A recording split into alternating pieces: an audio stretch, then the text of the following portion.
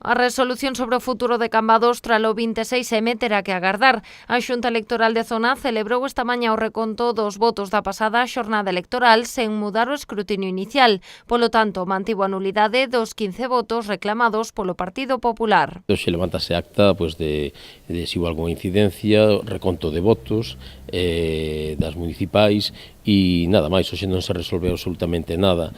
A nós o que máis nos preocupa e nos interesa son eses 15 votos nulos reclamados polo Partido Popular en Cambados. A formación encabezada por Luís Aragunde non se dá por vencida. Aseguran que a Xunta Electoral non se manifestou sobre a validez destes votos e que únicamente se limitou a emprazalos a que presenten as súas reclamacións por escrito. Temos a partir de hoxe 24 horas para presentar por escrito un recurso onde solicitemos a validez desos votos.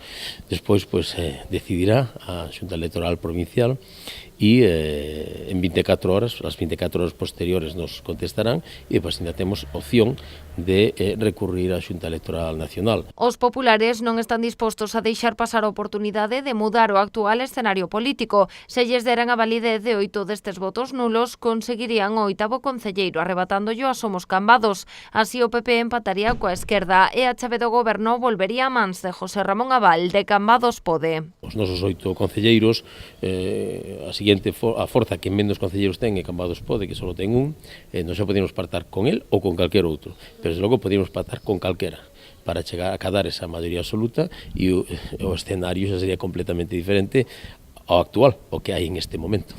Entre estes votos impugnados hai varios nos que se mesturan os sobres e as papeletas das eleccións municipais e europeas. Tamén algúns están pintados con bolígrafos sen que as marcas afecten a ningún nome da candidatura. Outros conteñen expresións ofensivas.